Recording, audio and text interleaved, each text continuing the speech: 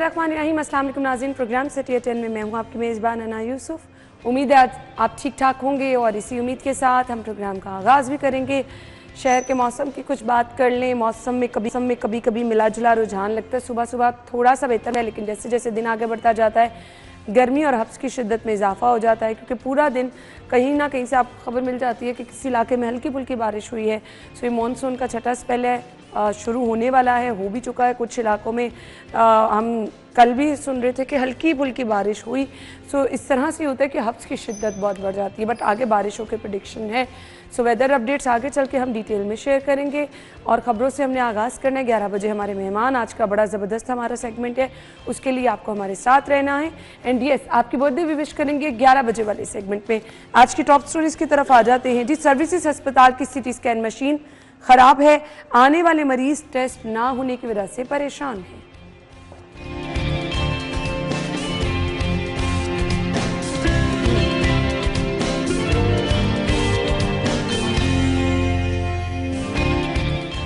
लेस्को का date defaulters को इकसात की सहूलत देने का फैसला। कंपनी ने 33 अरब रुपए के बिलों की रिकवरी करनी है। सरकारी मुलाजिम की बेवा को ताहियात पेंशन देने की मंजूरी। 102 कैटेगरी के वर्कर्स की तनख्वाह कम अज कम 40,000। और कारोबारी इदारों के लिए इलेक्ट्रिक इनवाइसेस की डेडलाइन मुकर्रर।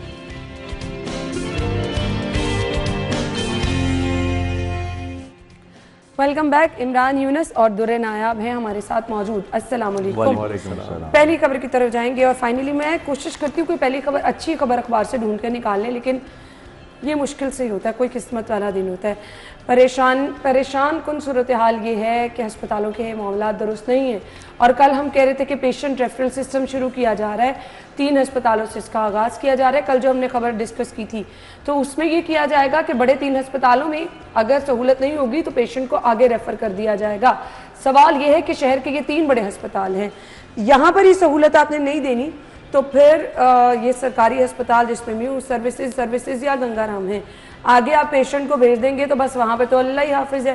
फिर मरीज बेचारों को प्राइवेट अस्पतालों के धक्के खाने पड़ेंगे। आज आपको खबर मिलती है कि सर्विसेज हॉस्पिटल, जो कि शहर का सबसे बड़ा ऑलमोस्ट बड़े अस्पतालों में जिसका शुमार होता है, कदीम हॉस्पिटल है, और वहाँ पे CT स्कैन मशीन ख़राब है। इमरान यूनस, देखें जी, पहले तो मैं शहरियों को ये बताना चाहता हूँ, जो बात आप कर रही हैं कि हम कोशिश करते हैं कि सुबह सुबह शहरियों को अच्छी खबरें जो हैं वो सुनाएं, लेकिन अच्छी खबरें जो हैं वो होती ज़रूर हैं, लेकिन जो मसाइल हैं वो इस कदर ज़्यादा हैं कि वो अच्छी खबरों पर हावी हो जाते हैं और वो बहुत अहम मसाइल होते हैं जिनको हमने डिस्कस करना होता है। इसलिए हम उन मसाइल वाली ख़बरों को जो है वो डिस्कस करते हैं यहाँ पर, ताकि शायद किसी का ध्यान उस तरफ आ जाए। क्योंकि आपको पता है कि हमारी सरकार वटेवर वो कोई भी दौर हो, जब तक उनको झंझोड़ा नहीं जाता उनका उन मसाइल की तरफ ध्यान ही नहीं जाता।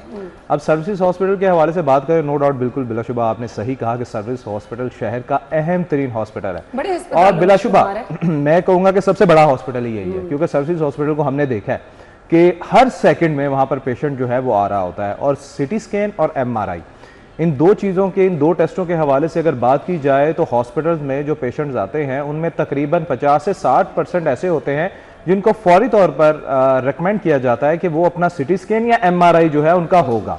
अब आप ये देखिए कि हॉस्पिटल्स के हवाले से बात की जाए, सरकारी हॉस्पिटल्स में किसी भी ऑपरेशन के लिए एक लिस्ट बनती है, जो कि बनती है मंडे को और उसके अलावा बनती है थर्सडे को। ऑपरेशन की लिस्ट बनती है जिसमें बताया जाता है कि अगले 3 दिन में इनके ऑपरेट जो हैं वो होंगे। वो किस बुनियाद पर होते हैं? वो टेस्ट की बुनियाद पर होते हैं। अगर CT स्कैन और MRI के टेस्ट नहीं हो रहे तो इट मींस वो लोग लटक गए। जो लिस्टें बनती हैं उसमें भी सैकड़ों मरीज जो है वो लाइनों में लगे होते हैं कि इस हफ्ते इनका टेस्ट ऑपरेट है, इन हफ्ते इनकी सर्जरी है।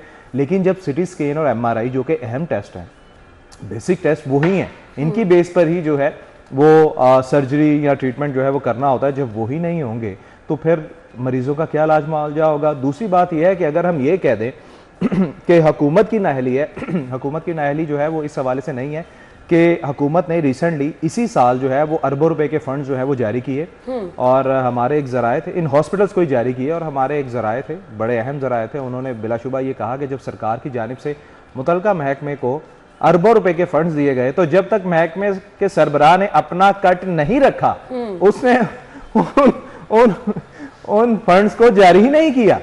ठीक है, खैर ये एक अलग बात है।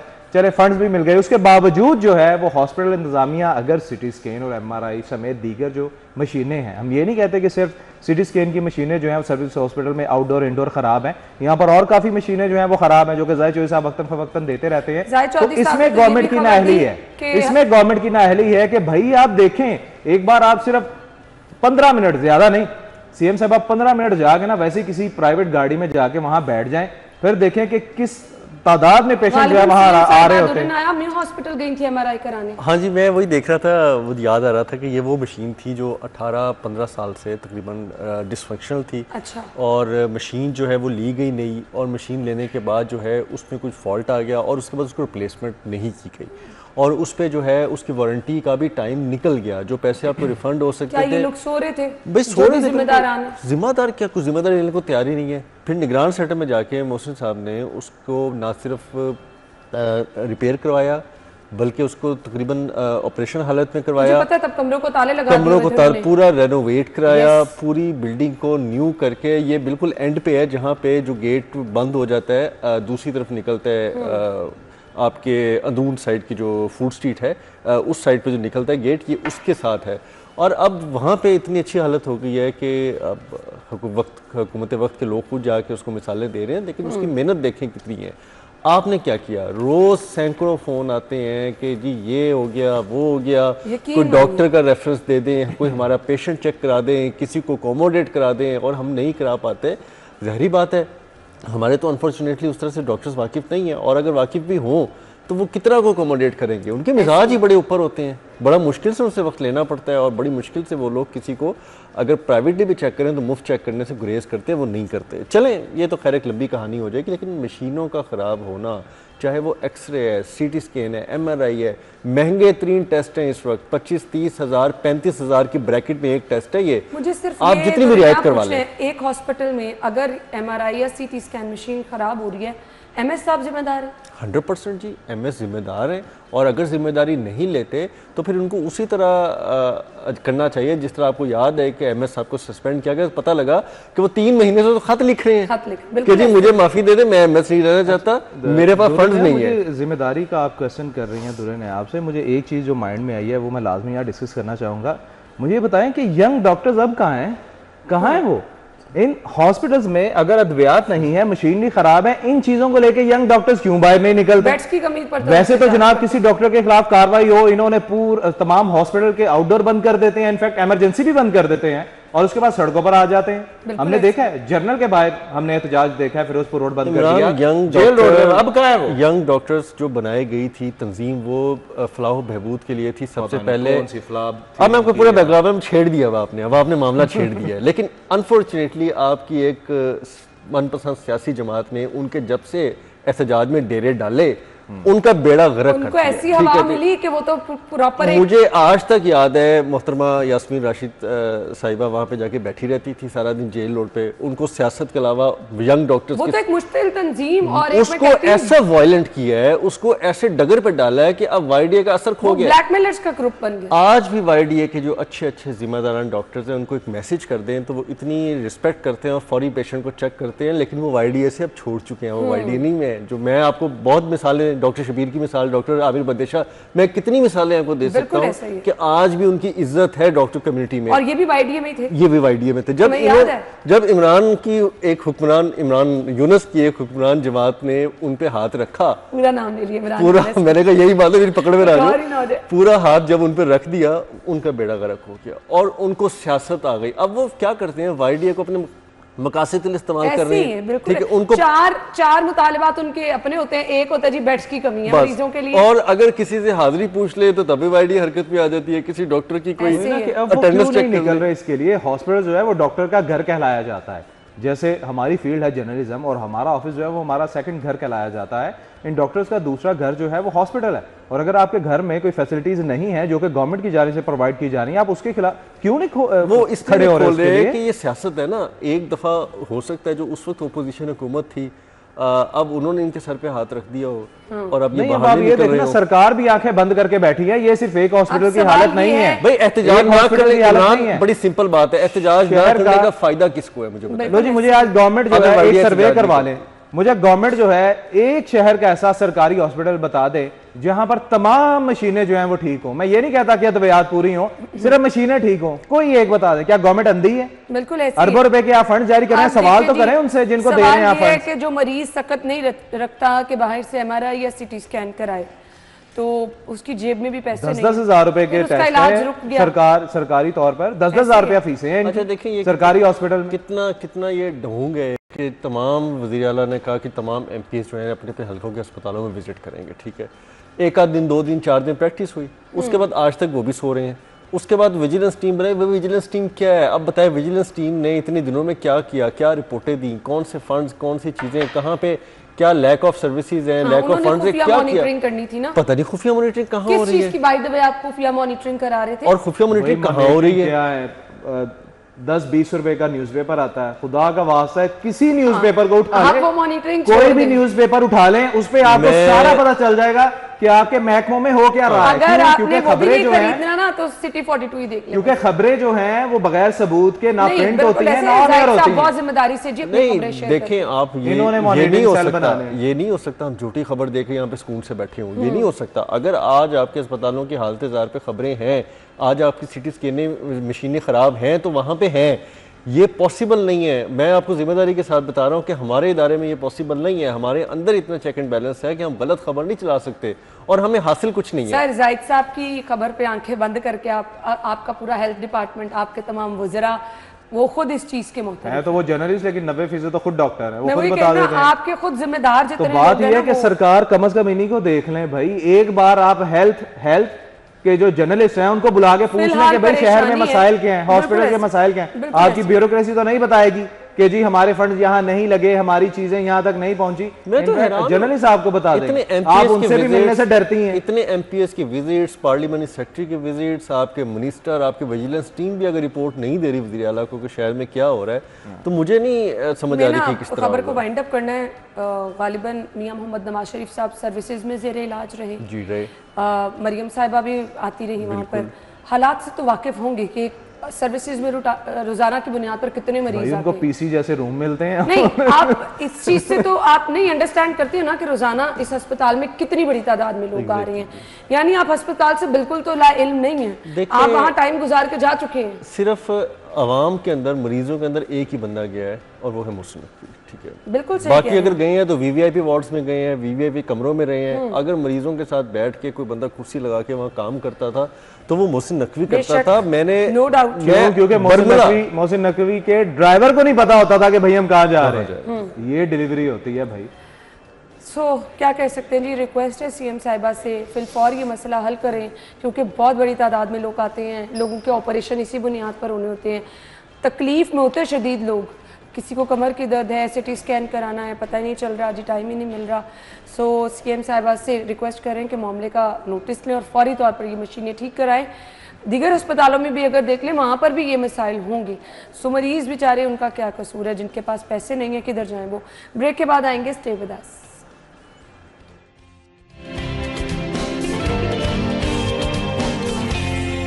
Welcome back. शायद से प्रेस आपकी ये खबर है और खबर ये है कि लेस्को बोर्ड ने नादहिंदा सार्फिन से 33 अरब रुपए के बिलों की रिकवरी के लिए ऑनलाइन इकसात देने की मंजूरी दे दी है। इकसात वाला सिस्टम रोक दिया गया था।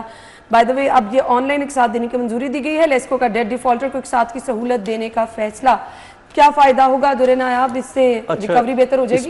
इसमें दो पहलू हैं, इसमें अच्छी खबर भी है और इसमें बुरी खबर भी है। अच्छी खबर ये है कि कम से कम रिलीफ मिल जाएगा। जरूरी नहीं है कि बहुत सारे डिफॉल्टर्स जो हैं वो जानबूझ के डिफॉल्ट किए हों, बहुत सारे लोगों को मसला है फाइनेंशियली। और बुरी खबर इसमें ये है कि लेस्को जो है ना डिफॉल्टर से वसूली करने में नाकाम रही है। ठीक है, अब इनकी जुर्रत और इनकी हिम्मत खत्म हो गई। अच्छा, वो बड़े बड़े हैं भाई, एक गरीब बंदे का जाके तो मीटर तारे उतार के ले जाती हैं। ठीक है, अब आपकी बात ठीक है कि वो बड़े लोग हैं, वहां पे इनकी चलती नहीं है, वहां पे इनको कुट पड़ती है, वहां पे गार्ड भी इनके गले पड़ते हैं, उन फैक्ट्रियों के, उन बड़े बड़े घरों के, बड़े बड़े जो बंगलौज हैं वहाँ के रहने वालों के। फिर उल्टा जब ऊपर इनको बंदा पड़ता है ना, वो उल्टा इन पर डकैती के पर्चे करा देता है। चोरी के पर्चे के, हमारा मीटर चोरी कर रहे थे, डकैती करा रहे थे, फिर वहां पे एक लंबी चौड़ी इन्वेस्टिगेशन चलती है, तो पता लगता है वो मीटर रीडर था, लाइनमैन था या जो भी था, व्हाट्सएवर। आम बंदा ये नहीं कर सकता। गरीब बंदा जो है ना वो सिर्फ पाकिस्तान में मार खा सकता है, वो अपने हक के लिए नहीं लड़ सकता। अब मसला यह है कि एक तरफ तो आपने हार मान ली, ठीक है, अब वो भी डिस्क्लोज करें ना कि ये कितने अरबों रुपए के डिफॉल्ट्स हैं जो आपने लेने थे, जो आपने नहीं लिए, और अगर आपने नहीं लिए तो फिर गरीब आदमी को भी छुट्टी दे दें कि जब उसकी जेब में पैसे होगा वो किस्त करा के जमा करा देगा। आप उसका मीटर क्यों उतार के लेके जाते हैं फिर, अगर आपने यही रियायत देनी है? बिल्कुल सही, आपने रियायत दी, बहुत अच्छी बात है, लेकिन कोई 10% या 20% ऐसे लोग होंगे बड़े बड़े सनतकारों में, बड़े बड़े लोगों में, बड़े बड़े डिफॉल्टर्स में, जिनकी कोई जेन्युइन रीजन होगी। एग्जैक्टली। बाकी जो है वो बस टाइम टपाते हैं कि ठीक है अब ये महीना गुजार लो, थोड़े पैसे डाल दो, फिर अगले महीने में इसको लिंगर ऑन कर दो, और उनके आपस में फिर इख्तलाफात बढ़ते रहते हैं और इतने हो जाते हैं कि वो डिस्प्यूटेड जो यूनिट्स हैं उन पे एक लंबा चौड़ा वो एक लेस्को की मुशावरत के साथ वो एक फड्डा बना लेते हैं, और वो फड्डा जो है ना वो हल तलब नहीं होता, लंबा चलता है, फिर नए सिरे से मीटर स्टार्ट होता है, फिर दोबारा वो रनिंग अमाउंट जो रनिंग बिल होता है वो देना शुरू करते हैं। ये एक बहुत मुनज़्ज़म किस्म का एक वाइट कॉलर क्राइम है जिसको लेस्को के अंदर बैठे खुद भी लोगों को देखना चाहिए कि नीचे लोग क्या कर रहे हैं और वो किस तरह मिले होते हैं। ये डिफॉल्टर ऐसे पैदा नहीं होते। आपको मैंने पहले भी अर्ज किया कि 10-15% या 20% डिफॉल्टर हैं जो जेन्युइन, जिनकी मजबूरियाँ हैं, जिनके बिजनेस कोलैप्स कर गए, जिनकी आगे चीज़ें नहीं चली, मामला तो ख़राब हो गए, तनख्वाहें देना मुश्किल हो गई उनको, लेकिन जो बाकी 80% है उनको कौन फैसिलिटेट कर रहा है, उनको लेस्को के अंदर से कौन रास्ते दिखा रहा है, उनको सोफिस्टिकेटेड क्राइम जो है बिजली चोरी की मद में या डिफॉल्ट होने की मद में कौन दिखा रहा है, उनको डिस्प्यूटेड लाइन लॉसेस की तरफ, उनको यूनिट्स की तरफ कौन लेके जा रहा है। मैं तो चलें इस पर एक बहुत लंबी चौड़ी बात है, प्रोग्राम अगर आप करें तो सिपरा साहब को बुलाएं तो इस पर तो बहुत आपको सैर हासिल गुफ्तगू आपकी होगी, और कभी कोई लेस्को आने वाला आपकी एक कोशिश हमारी पूरी रहेगी। एक सेगमेंट में आए, आपने बहुत अच्छा सेगमेंट स्टार्ट किया है, हफ्ते के रोज जो खुली कचहरी करते हैं, अगर कभी कोई आएंगे नहीं, क्योंकि चोर कभी नहीं आता, वो अवाम के आगे या किसी भी मीडिया के आगे अगर जहां पता हो जेन्युइन सवाल होंगे वो नहीं आएंगे, तो ये मामला होगा। लेकिन अब ये है कि थोड़े बहुत इससे रिकवरी आपकी होगी, ज्यादा नहीं होगी। आप किस्तें भी कर देंगे, उन किस्तों में से एक किस्त दे दी, दो आगे टपा दी, नहीं होती सर, उनके पास हथियार होता है, वो उनको रिलीफ दिया गया है, नो डाउट ये उनको रिलीफ दिया गया है कि आपके ऊपर अगर 100% रिकवरी बनती है, चलिए आप छोड़ें, दफा करें, आप 10% दे दें, 90% फिर डाल के रखें। उनको तो चोर रास्ता फराहम किया गया है, वरना कानून क्या कहता है कि डिफॉल्ट अगर आप कर रहे हैं, आपकी बिजली की मनकता होनी चाहिए, आपका फिर मीटर बाकियों की तरह उतरना चाहिए, आपको ऑल्टरनेट फिर जाए ना जनरेटर पे, डीजल और पेट्रोल खर्च करें। तो बड़े बड़े लोग हैं, इनके सामने तो इनकी चलती नहीं है बिल्कुल भी। इमरान यूनुस, देखिए मुझे तो हैरानगी हो रही है कि सिर्फ ये डिफॉल्टर जो है वो लाहौर से हैं, जिन्होंने 33 अरब रुपया अदा करना है, और बाकी कौन लोग हैं, कौन लोग हैं? कितना आप मैं दुरे नायाब 2 महीने का बिल जमा ना करवाएं, ये क्या करेंगे? 1 महीने का, ये आज तक इमरान 2 महीने पे नहीं गया। सुने ये नहीं, मैं वैसे कह रहा हूं कि अगर हम 2 महीने का बिल नहीं जमा करवाते तो ये क्या करेंगे? ये पता क्या करेंगे? ये सिर्फ हमारा मीटर नहीं काटेंगे, ये उस प्रॉपर्टी पे जितने मीटर लगे होंगे ना, चाहे वो 1 है या 4 है, ये उन तमाम मीटर्स को काट देंगे। और दूसरा ये है कि रिकवरी ये बड़ा इजीली कर सकते हैं, आम सारिफ से तो रिकवरी ये ऐसे करते हैं, ऐसे करते हैं, लेकिन ये 33 अरब रुपया, मैं तो हैरान हो रहा हूँ। दूसरा, लेस्को के हवाले से बात की जाए, मैं तो लेस्को को पता है क्या समझता हूँ, मैं इनको वो समझता हूँ जिसके सर पे ना बहुत ज्यादा सींग है। वैसे 2 सींग तो शैतान के मशहूर हैं, लेकिन इनके बहुत ज्यादा सींग है। अब ये क्या है, ये आप खुद अंदाजा लगा ले। वो क्यों? वो इसलिए कि अगर एक मिसाल दे रहा हूँ जो कि हकीकत पर मबनी है, एक सारिफ को बिल आता है 1.5 करोड़ रुपए का, ठीक है, और उसका जेन्युइन बिल है 56 लाख रुपया, ठीक है।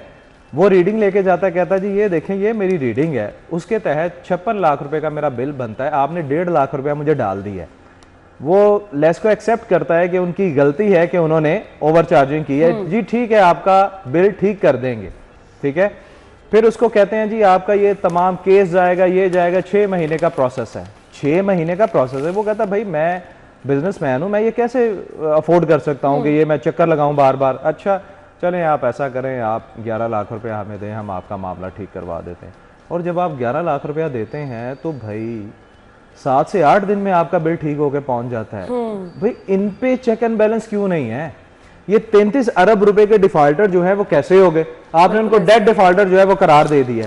क्या आप उनसे रिकवरी नहीं कर सकते? कर सकते हैं, लेकिन करना नहीं चाहते। इनके अंदर काली बेड़े हैं। बिल्कुल आम सारिफ के लिए तो ये मुख्तलिफ पॉलिसीज जो है वो बना देते हैं, प्रोटेक्टेड नॉन प्रोटेक्टेड कैटेगरी में उसको ले आते हैं, और भी कई ऐसी चीजें जो हैं वो, ये तमाम ना मुश्किलात आम सारिफ के लिए हैं। अच्छा जी, बाटापुर की तरफ रुख करते हैं। 20 घरों को बिजली चोरी की डायरेक्ट सप्लाई पकड़ी गई। बाटापुर में बहुत सारे पहले भी ऑपरेशन भी हुए हैं, यहाँ से बिजली चोरी की शिकायत भी बहुत आती हैं, पकड़ी भी जाती हैं। मुलजिमान ने लेस्को को लाखों रुपए का नुकसान पहुंचाया, डिटेक्शन बिल चार्ज करके महकमाना कार्रवाई। ये ना वैसे खबर पढ़ के ये लग रहा है बस ऐवी रिवायती। अगर वो सारिफ जो है लेस्को को लाखों रुपए में से कुछ हजार रुपए दे रहे होते तो ये चीज सामने ही ना आती। सही कह रहे हैं। दुरेनिया। अच्छा, मैं तो हैरान हूँ कि देखें आपने कितनी बातें की कि लेस्को वालों की जो है फ्री यूनिट्स खत्म करें, इन अफसरों को जो आप अरबों रुपए की सालाना बिजली देते हैं वो कहाँ गए दावे, वो आप नहीं कर सके।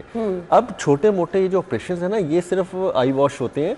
आप चाहे वो ज़ख़ीरा अंदोज़ों के खिलाफ देख लें, चाहे वो आप ओवर चार्जिंग करने वालों के खिलाफ देख लें, चाहे आप गैर कानूनी पार्किंग स्टैंड चलाने वालों के खिलाफ देख लें, उन्होंने 3-4 ना रखे होते हैं, और पुलिस ने भी 3-4 बदमाश रखे होते हैं कि जब कभी सख्ती आई 2-4 कुछ पड़े मार के ना ले आते हैं, थारे में शो कर देते हैं कि हमने इश्तेहारी पकड़ ली है। इसके अलावा कुछ नहीं होता। जो जेन्युइन बंदे लोग हैं, जो जेन्युइन बिजली चोरी कर रहे हैं, जो जेन्युइन आपको नुकसान पहुंचा रहे हैं, उनके खिलाफ कोई कार्रवाई नहीं हो रही। यहाँ पे तो इतने बड़े बड़े माफिया हैं कि आपसे रेगुलर कनेक्शन लेके आगे वो अपनी सोसाइटियों में, अपनी आबादियों में प्राइवेटली बिजली डिस्ट्रीब्यूट कर रहे हैं और अपनी मर्जी के यूनिट्स रखे हुए हैं। आपने उनका क्या बिगाड़ लिया आज तक? आप उनको कुछ नहीं कह सके। उनसे पूछा नहीं किस कानून के तहत भी आप हमसे कनेक्शंस लेते हैं और आगे 100-100 घरों को आप दे देते हैं और अपनी मर्जी का यूनिट उस पर चार्ज करके लोगों से पैसे लेते हैं, आप अपनी भी कमाई रखते हैं। ये जो बीच का बत्ता है ना, ये कौन ले रहा है, ये भी तो देखना चाहिए। अब वो फैसिलिटेशन के इकट्ठे किए पैसे, जारी बात है। चले मैं एक इखलाकी तौर पर मुबैना तौर पर कह देता हूँ कि लेस्को के आला अफसरान तक भी जा रहे हैं। इसी तरह ये दिखावे के लिए छोटे छोटे ऑपरेशंस करते हैं, जहाँ पे इनको मार पड़ती है, जहाँ पे इनका जोर नहीं चलता, वहाँ पे बाज़ औक़ात ये लॉ इन्फोर्समेंट एजेंसीज को एंगेज कर लेते हैं, रेंजर्स भी चलिए, जहाँ पे कायदे आज़म साहब चलते हैं, जहाँ पे हाँ, तो जहाँ पे इनका जोर नहीं चल रहा या मार खा लेते हैं, यहाँ पे या इन्होंने मिसाल बनाना होता है या जो इनकी लाइन पे नहीं आ रहे होते हैं, उसके खिलाफ ये पुलिस और रेंजर से मिलकर बड़ा अच्छा ऑपरेशन करके हम जैसे लोगों को बेवकूफ़, जो हम लोग पहले बेवकूफ़ है मीडिया वाले, हमें बेवकूफ़ बना के प्रेस रिलीज जारी करते हैं और हम चला के फट्टे पे यूं बड़े सफ़े पे छापते हैं और कहते हैं जी वाह वाह वाह क्या जी जबरदस्त बहुत बड़ा माफिया। मैंने इसीलिए मैंने ये नहीं कहा था कि इनके सर पे इतने सींग है, कि 2 सींग तो शैतान के मशहूर हैं, इनके तो इतने सींग है कि इनका कोई कुछ बिगाड़ ही नहीं सकता, इनका पेट भी नहीं भर सकता, इनका कोई कुछ बिगाड़। ब्रेक का कहा जा रहा है, ब्रेक के बाद आते हैं।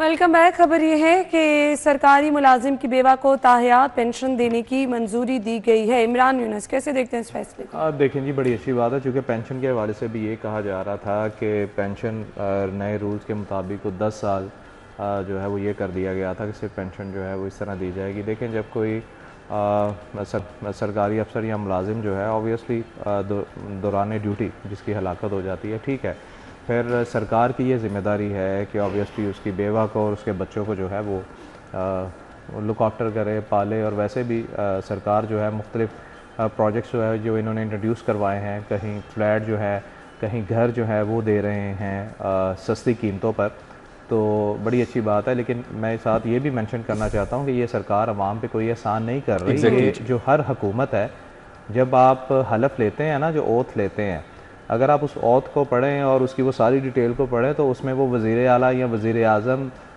की जो ड्यूटी है उसको मेंशन करते हैं कि भाई आपने ये चीज़ें करनी हैं। तो ये कुछ चीज़ें हैं जो आवाम के लिए की जाती हैं, लेकिन अल्हम्दुलिल्लाह शुक्र है कि ये चीज़ें शुरू हुई हैं ऐसा ऐसा। उम्मीद करते हैं कि ग्रेजुअली ये चीज़ें जो हैं ओबियसली जो हकूक़ दीगर ममालिक में शहरियों को मिलते हैं वो हम पाकिस्तानियों को, हम पंजाबियों को, हम लाहौरियों को भी मिलेंगे। तो ये बड़ा अच्छा फ़ैसला है, बड़ा अच्छा डिसीजन है कि चलें वो बेवा जो है वो कम से कम अपने बच्चों की कफ़ालत अच्छे तरीके से कर सकेगी, कोई अच्छी तालीम जो है वो दे सकेगी। तो ये अच्छा डिसीजन है। अच्छा देखिए ना, आप इसमें बहुत सारी ख़बरें हैं, इसमें बेवाओं की जो ताहियात आपका जो बेनिफिट है वो एक मैंडेटरी राइट है और इसको कोर्ट्स एंडोर्स करते हैं। मैं पिछले दिनों एक फ़ैसला पढ़ रहा था, गालबन जस्टिस आयशा का था, मुझे अभी एग्जैक्टली याद नहीं है। उन्होंने कहा था कि जो मुतलका बड़ी बेटी होगी किसी सरकारी मुलाजिम की और अगर वो फौत हो जाता सरकारी मुलाजिम, जो उसकी मुतलका जिस तलाक याफ्ता बेटी होगी वो भी इसकी हकदार है पेंशन की मुकम्मल। अच्छा, अब वो सरकार जो है ना वो इतनी बहुत ज़्यादा नरम दिल या मेहरबानी वाली बात नहीं होती, वो कोर्ट्स की या ऊपर से डायरेक्शन भी देख रही होती कैसे आ रही है। तो इससे पहले कि कोर्ट एक बहुत ज़्यादा मुफस्सिल किस्म का जो है वो फैसला सुनाता और हुकूमत को पाबंद करता कि ये एक मैंडेटरी राइट है, ये हकूक आप किसी का छीन नहीं सकते, तो इन्होंने अच्छा है कि खुद ही ये डिसीजन ले लिया है और ये बड़ा अच्छा है कि इज्जत से खुद डिसीजन लिया जाए बजाय कि कोई ऊपर से ये डिसीजन आपसे करवा ले। दूसरी बात ये है कि जो मैं इसमें ये देख रहा था कि आप सरकारी मुलाजमीन की एक तरफ तो पेंशनें छीन रहे हैं, उनका टाइम दौरानिया कम कर रहे हैं, उनके बेनिफिट्स को जो है महदूद कर रहे हैं, और दूसरी जानिब जो है आप वो जो खाली होने वाली असामियाँ हैं उनको नहीं फिलअप करने की तरफ जा रहे, आप सरकारी मुलाजमतें नहीं दे रहे, आप वो मलबा IMF पे डाल देते हैं और IMF वाले भी परेशान है कि हमने तो ये बातें की नहीं होती जो हम पे मलबा डाल दिया जाता है। अगर हम करेंगे तो आपके अल्ले तलल्ले अयाशियाँ, बड़ी बड़ी गाड़ियाँ, वो चीज़ें उन पर पाबंदी लगाएंगे ना अगर IMF लगाएगी तो। IMF को क्या गर्ज करे कि एक बंदा मुलाजमत के दौरान फौत हो गया तो उसको एक कानून के तहत उसके बच्चे को मुलाजमत देने का हक छीन लिया जाए? कहाँ लिखा है, कौन से वाइट पेपर में, किस में IMF ने कहा कि क्या हो? तो बहुत सारी चीज़ें इन्होंने एम्बिग्विटी में करवा ली है। अब आगे चलें, मुलाजमतें आप नहीं दे रहे, हक आप छीन रहे हैं, फिर अब तीसरी लाइन में मैं ये पढ़ रहा था कि आप पेड इंटर्नशिप करवा रहे हैं हॉस्पिटल्स के अंदर। भाई आपके हॉस्पिटल्स के अंदर अब काम कौन करना चाहता है? तमाम नर्सिस जो पेड इंटर्नशिप पे आ जाएंगी जबकि उनको पूरी दुनिया में इमिग्रेशन मिल रही है। सही बात है, पूरी दुनिया उनको कह रही है कि जस्ट आप सिर्फ आए हमारे पास, आप आके मेहरबानी करके अप्लाई करें, आयल्स करें और आ जाएं, आप खत्म करें और अच्छे खासे पैसे दे रहे हैं, अच्छे खासे। इनकी 1 साल की जो इंटर्नशिप की ये तनख्वाह बनेगी ना, उनकी 1 महीने की आमदन है, 1 महीने की आमदन, और फैमिली सिक्योर, फिर वो बाहर बैठे हैं। भाई आपके पास काम कौन करना चाह रहा है? जो डॉक्टर्स हैं, अब डॉक्टर्स बेरोजगारी कबूल कर रहे हैं लेकिन आपके वो कॉन्ट्रैक्ट पे, आपके वो एक्ट्स पे, आपकी जो बोर्ड ऑफ मैनेजमेंट के नाम पे आपने गवर्नेंस हॉस्पिटलों की बनाई है प्राइवेट अस्पतालों के इंतजामिया के तहत, वो उस पर काम करने को तैयार नहीं है। मैं एक रिपोर्ट पढ़ रहा था, उसमें तकरीबन वो कहते हैं कि जी 70,000 के करीब जो है ना डॉक्टर्स इस वक्त वो बेरोजगार बैठे हैं। ऐसे ही बिल्कुल सही कह रहे हैं। और एक डॉक्टर पे खर्चा जो है वो 1 करोड़ से 1.5 करोड़ पे आता है उसकी तालीम पे, वो लगा के भी आपके साथ काम करने को तैयार नहीं है। और जो काम कर रहे हैं वो सिर्फ सियासत कर रहे हैं, और जो हकीकी मानों में चंद रह गए हैं उन बेचारों की चलती नहीं है। वो आते हैं सुबह आके 10 पेशेंट देखते हैं चले जाते हैं। तो काबीना ने चलन जहाँ बहुत अच्छे फैसले किए हैं वहाँ पे उनको मैंडेटरी जो एजुकेशन और मैंडेटरी जो हेल्थ बेनिफिट्स है उस पर भी काम करने की ज़रूरत है। आप कम अज़ कम वो तो दे दें। एक तरफ आप लोगों से बहुत कुछ छीनते जा रहे हैं, दूसरी तरफ कुछ तो उनको देना। और वी होप कि जो चीज़ें मेंशन की गई हैं कि वर्कर्स के लिए सेफ्टी एंड हेल्थ रूल्स बनाए जाएंगे, फिर इंटर्नशिप चलें आप ये भी कर लें, पेट्रोल पंप के क़याम के लिए ऑनलाइन मंजूरी, नर्सिस के लिए अस्पतालों में पेड इंटर्नशिप, इसके साथ फ्लड ड्यूटी देने वालों के लिए, रेस्क्यू एहलकारों के लिए इनाम का ऐलान होगा। पेट्रोल पंप की मंजूरियाँ कहाँ रुकनी है? हर 15 मिनट में आपको 10 पेट्रोल पंप मिल रहे होते हैं। ठीक है, इस शहर में सरमायादारों के लिए कोई प्रॉब्लम नहीं है, बिल्कुल सही कहा। लेकिन मैं आपसे ये रिक्वेस्ट करूंगा, आप इसमें से मुझे वो खबर भी निकाल के दिखाएं ना जो गरीब आदमी के लिए, जो एक आम आदमी के लिए, जो दिहाड़ीदार आदमी के लिए, जो 400-500 रुपये डेली कमाने वाले मजदूर के लिए कोई ऐसी खबर भी कभी ना निकाल के और उसी के लिए कुछ नहीं है। खैर ब्रेक की तरफ चलते हैं, वापस आते हैं ब्रेक के बाद।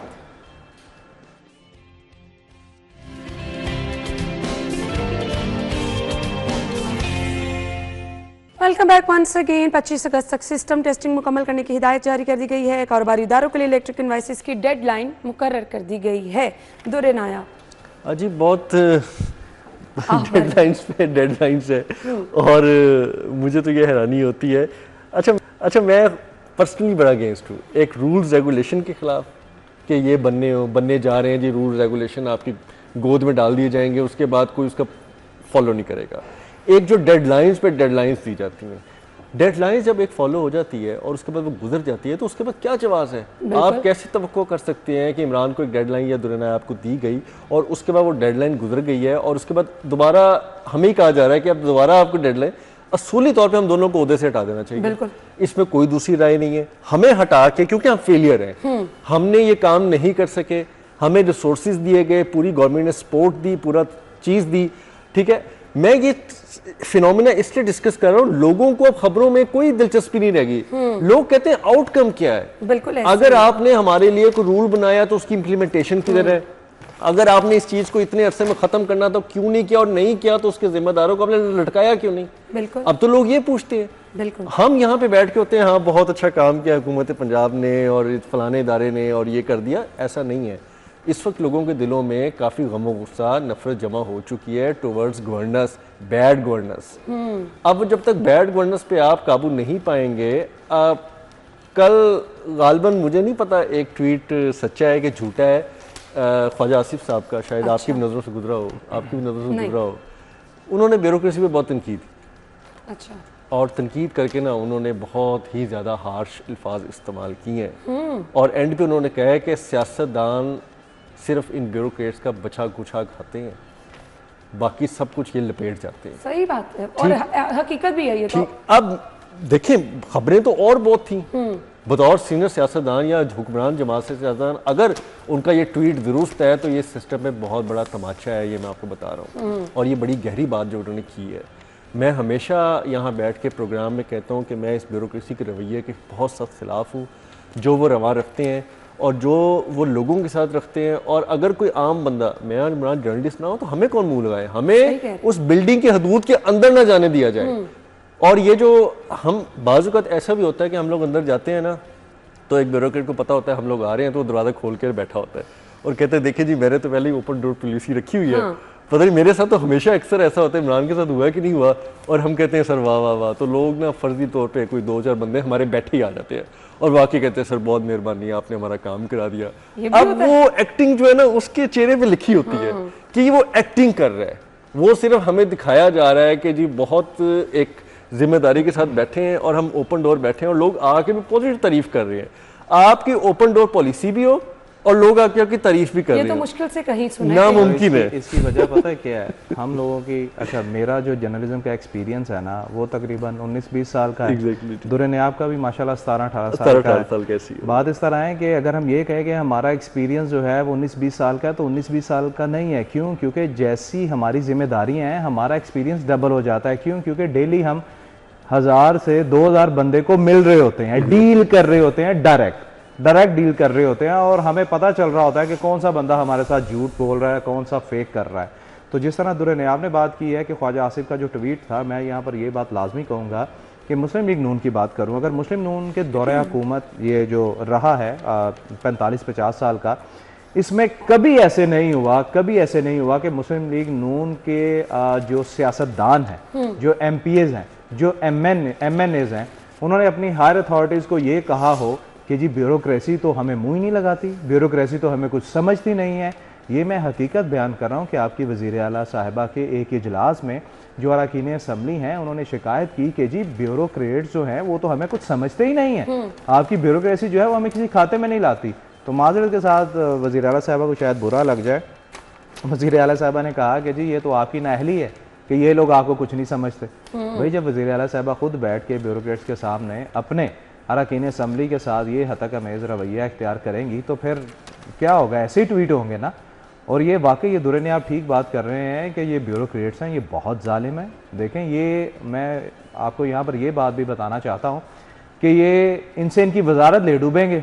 वज़ीर आला साहिबा से इनकी कुर्सी अगर छिन गई तो ये सिर्फ इनके ब्यूरोक्रेट्स की वजह से छिनेगी, जो कि हर काम पे कहते हैं कि जी वाह वाह आपने बहुत अच्छा किया, वाह वाह आपने ये किया। ये हालात है। दूसरा, अगर बात की जाए ये टैक्स के निज़ाम को मौसर बनाने के लिए ऐसी कई चीज़ें जो हैं ये रेवेन्यू डिपार्टमेंट और FBR की जानिब से कई बार मुतारिफ़ करवाई गई है, लेकिन वही दुर्नियाब वाली बात कि भाई ऐलानात तो बहुत होते हैं।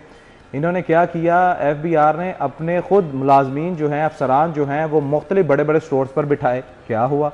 इन्होंने इन्वाइसेस वहाँ पर लगाई, क्या हुआ? टैक्स चोरी आज भी हो रही है। खुद इनकी अपनी प्रेस रिलीज़ हैं, जो कि हम बात कर रहे थे कि प्रेस रिलीज़ ये जारी करते हैं, इनकी अपनी प्रेस रिलीज़ में ये बयान किया गया है कि जी इतनी टैक्स चोरी जो है वो अभी भी हो रही है। तो भाई आपका निज़ाम, आपका फेलियर है ना, ये तो रोकना आपका काम है जी, फिर प्रॉब्लम है। चलिए जी, अली रामी की खबर भी आ जाते हैं। सहूलत बाजारों के हवाले से खबर है, तामीर पर 60 करोड़ रुपए खर्च होंगे। 60 करोड़ खर्च करके सहूलत मिल जाएगी दुर्नियाब? हाँ, मेरा ख्याल है कि जिनके लिए खर्च किए जा रहे हैं उनको तो नहीं मिलेगी सहूलत, लेकिन जो खर्च कर रहे हैं उनको काफ़ी सहूलत मिलेगी। जो पैसे लगा रहे हैं वो कीजिए। हाँ ठीक हो गया। नहीं, जो प्रोजेक्ट बना रहे हैं, जो तमीर कर रहे हैं, आपने कोई सहूलत बाजारों की हालत देखी है जाके? आप किसी बाजार में जाएं, सहूलत नाम की चीज नहीं है। हाँ, अल्लाह करे कोई आपको ऐसी पॉलिसी आए कि कोई हफ्ते में एक दिन आप कोई आउटडोर प्रोग्राम रखें, ठीक है, फिर आपको ज्यादा एंजॉय करेंगे। आप जब वहां जाकर डिस्कस करेंगे ना लाइव के जी पीछे देखें क्या सहूलत है। मैं वैसे माजरत के साथ तो 2-3 प्रोग्राम हमारे आउटडोर हो रहे हैं, जाके वहाँ पे चीजें बताई जाती है, सर किसी के कान पे झूठ नहीं। मैं सहूलत बाजार आप ऑन रिकॉर्ड चीजें लेकर आते हैं। एक सहूलत बाजार से रोज गुजरता हूँ क्योंकि वो एलडीए के रास्ते में, और एलडीए मेरी बीट है तो मैं रोज जा रहा होता हूँ। तो जॉर्ज टाउन का वो है, उसमें जो उन्होंने बोर्ड लगाया ना बार चलती हुई रोड पे 10 बोर्ड लगे, और 10 पे ही जो है ना वो वज़ीर आला की तस्वीर है। ये तो जरूरी, ठीक है, और एक तस्वीर के नीचे लिखा है सब्जियां, दालें, फ्रूट, आगे तस्वीर। एक पे लिखा है मुर्गी का गोश्त, आगे तस्वीर। एक तस्वीर पे लिखा है कोई और जो अंदर चीज बिकती है। अब बस देखना अन करीब ये जितने बोर्ड लगे ना, इन पे एक और बोर्ड लगा होगा जिसपे इनकी तस्वीरें होगी और नीचे लिखा होगा खाने वाले। हाँ, मैं तो हैरान हूँ इस बात पे कि यार आप लोगों को, आपने कम से कम बोर्ड पे चले 100 रुपये भी लगाया होगा एक बोर्ड पे। एक बोर्ड पे बहुत मामूली बात कर रहा हूँ मैं, उसको तो लगाने के भी 100 रुपये नहीं लिए होंगे इन्होंने। जिस वेंडर को दिए होंगे उसमें भी 1000 रुपये चार्ज किया होगा। 100 रुपये तो लगाने के नहीं लेते। इतनी पब्लिसिटी, इतनी ब्रांडिंग। तो अच्छा ना भाई, नया ट्रेंड आ गया। पहले हम हमेशा ये सुनते रहे हैं, इस चीज पे बहस होती रही है कि जी तख्तियों की सियासत। अब ये नंबर प्लेट्स और तख्तियों की सियासत खत्म हुई है, तो अब तस्वीरों की सियासत आ गई। अच्छा, एक जगह पे एक इदारे ने, चले मैं आज बात मुझे करनी तो नहीं चाहिए लेकिन मेरे एक्सपीरियंस की बात है, जब निगरान हुकूमत में वज़ीर आला मोहसिन नकवी साहब थे तो एक इदारे ने उनकी खुशामद के लिए एक जगह तस्वीर लगा दी। अच्छा, उस पर कोर्ट ने समहाउ बरहमी का इजहार किया और एक पॉलिसी बनाई कि ये पॉलिसी नहीं है, और उस पर मोहसिन साहब की इंस्ट्रक्शन नहीं थी। मोहसिन साहब ने डे फर्स्ट से कहीं अपनी तस्वीर नहीं लगाई नहीं थी। वो इदारे ने, इदारा भी माशाल्लाह मेरा इदारा था एलडीए जिसको मैं कवर करता हूँ, उन्होंने तस्वीर लगा दी और उनकी नॉलेज में नहीं था। वहाँ पे वो चीज़ हाईलाइट हुई, उस पर वक्त बहुत सोशल एक्टिविटी हुई कि जी ये क्या वो क्या तमाशा हुआ। बाद में साबित हो गया कि इसमें हुकूमत का कोई भी नैरेटिव नहीं था, रोल नहीं था। उसमें एलडीए ने अपनी तरफ से ओवर एफिशिएंसी मारी थी। उस दिन के बाद से आज तक कहीं पे तशहीर नहीं हुई। लेकिन अब मुझे ये समझ नहीं आती कि अब तो डेलिब्रेटली ये काम हो रहा है। अब सोशल एक्टिविटीज, वो जितने लोग हैं, वो जितनी अदालतों की मौजूद अदालतों की जो इंस्ट्रक्शंस थी उनको क्यों नहीं फॉलो किया जा रहा? आपका करोड़ों रुपया सिर्फ तस्वीरों पे क्यों लगाया जा रहा है? ये चीज देखनी चाहिए। अब चले, बात तो इससे भी आगे निकल गई ना, अवामी वोटों के बगैर आएंगे तो इसी तरह। अब तो इमरान नामों पे बात आ गई है कि जी Nawaz Sharif hospital, IT university रखें आप रखें। समझ नहीं रखती, पैसा सरकार का, पैसा आवाम का, आप अपने अम्मी अब्बू का नाम क्यों ला रहे हैं भाई? और यहाँ तो अपने पैसे से, अपनी तनख्वाह से, अपनी तनख्वाह से, अपने कारोबार से आप कोई चीज इंट्रोड्यूस करवा रहे हो आवाम की फलाह के लिए, फिर आप नाम आखिरी बात मैं करूंगा कि एक सहूलत बाजार आप ऐसा बना दे जो पहले कभी हुआ करता था। वहां पे लोग लाइनें लगी होती थी, लोग चीजें लेने आते थे। आज उन सहूलत बाजारों में लोग जाना नहीं चाहते। सहूलत बाजारों के नाम पर वहां पे थर्ड क्लास और ऐसी गली सड़ी सब्जियां, फलों, पता नहीं क्या क्या चीजें मिलती हैं, आप वो नहीं खा सकते। आपको वहां पे जो दालें मिलती हैं वो आप वो नहीं हजम आपके मैदे कर सकते। तो आप खुदा के लिए छोड़ दें इनको। 16-60 करोड़ क्या लगाना है? आप 60 करोड़ लोगों में बांटें। पुरानी बात याद होगा दुर्रे ने, अब आपको भी, हम खुद जो है ये संडे बाजार जो होते थे वहां से शॉपिंग करते थे, जाते थे। ये कैप्टन उस्मान और नूरुल अमीन मेंगल साहब जो हैं, इनके दौर में जो ये संडे बाजार लगते थे, हम खुद जाया करते थे। मैं लिटरली, मैं अगर कहूं, मैंने खुद वहां से शॉपिंग की हुई है। क्योंकि चिकन के रेट आप जाके देख लें, चीनी वैसे हर जगह पे नायाब है, सब्जियां बहुत ज्यादा महंगी हैं, तो ये और ये आपका अपना इदारा फूड अथॉरिटी इसी ने रेड की थी। और ये जो सहूलत बाजार वगैरह, यहाँ से मरी मुर्गी और बीमार मुर्गी आपने निकाली, तो फिर कैसी सहूलत है? ये ज़हमत है। टाइम कम है जी, शुक्रिया आप लोगों के वक्त का। हम हेडलाइंस के बाद आते हैं।